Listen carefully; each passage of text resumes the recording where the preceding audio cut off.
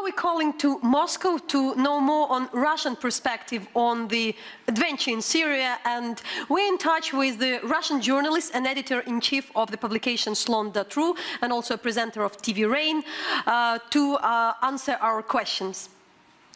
So, Mikhail, how have we gone from 77% of Russians being against military action in Syria before, we had these airstrikes beginning, to now when it was all of these maneuvers were approved by the Russian parliament, both houses, within one day?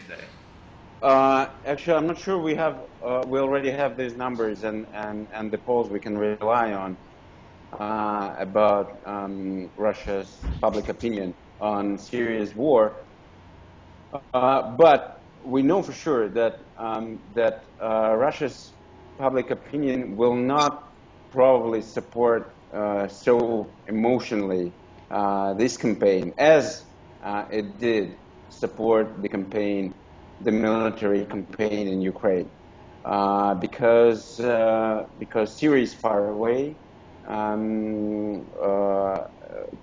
Crimea is what is called ours, I would say, and about Syria, nobody knows for sure what it is and where it is and who is Al-Assad and what is it all about. And Mikhail, we've read in different articles in Russia that there is a support of the Russian political elite of this airstrike Russia is conducting in Syria. So how it's really perceived, and what does Russian governmental channels do that? What is their tone explaining Syria and Russian involvement there? Yes, the first point is that there is no political elite. There is just one decision, and when decision is made, the political elite just stands behind, and that's it. We understand that there are few goals that Russia was following during this Syria campaign, and they probably contradict one another. One was to return to the global scene, the first one, and break the isolation which was brought by the West with sanctions and after the Ukraine war. The second definite was and still is to support Al-Assad, who is probably the closest Russia's ally in the region. The third, probably to draw public opinion in Russia from Ukraine, which is, and this goal was accomplished for the moment. And the fourth, I don't know, probably just to keep doing something, because Russian politics is constructed in a way now that you always have to do something. And if you're not active in Ukraine, as Russia was not already, then Russia had to go for something else, and that was Syria. So this was sort of a multitasking. And what has been the role of Russian civil society? It's been shocking. We've had the Russian Orthodox Church, which called Putin's actions in Syria and the fight against terrorism a holy war. How have they been responding, and have they been effective at all? Yes, with the beginning of the war in Donbass, in Ukraine, even earlier with the beginning of the Crimea campaign, a year and a half ago already, Putin and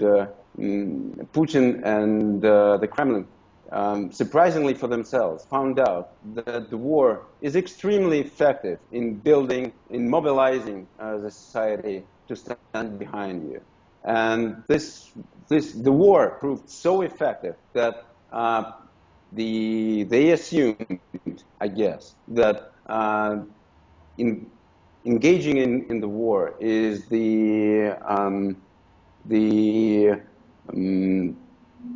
is where you cannot lose, actually. And that's why propaganda, which is, and if we're talking about Orthodox Church supporting the war, the holy war against ISIS now, or the government, or the Minister of Foreign Affairs, or Parliament, they are all like branches of the same political organism, which is called Putin or the Kremlin, whatever you want to call it.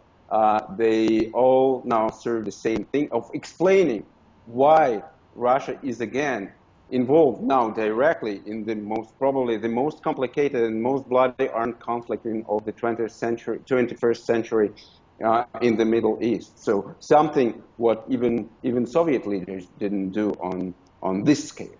And Mikhail, in this regard, how the West, the United States, and particularly some of the European countries are portrayed in their actions in Syria? Are they shown as an allies? Are any discussions about some cooperation and the joint military operation in Syria, especially knowing that the West is supporting the opposition to the Syrian leader while the Kremlin supports Bashar al-Assad? Of course, television propaganda softened its tone, talking about the West during this new stage, new campaign in Syria, because formally speaking, Russia is asking the West, the world, to join the grand coalition to fight global terrorism. But basically, this is a very good question because it goes into the core of the dilemma, the main question that nobody actually has answered to right now about Russia's involvement in Syria.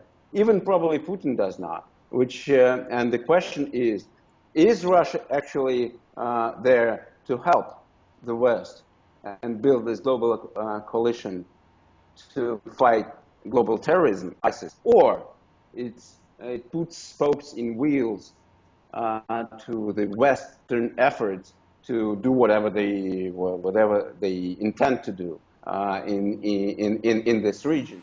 All right, well, we'll have to end it there, but thank you so much.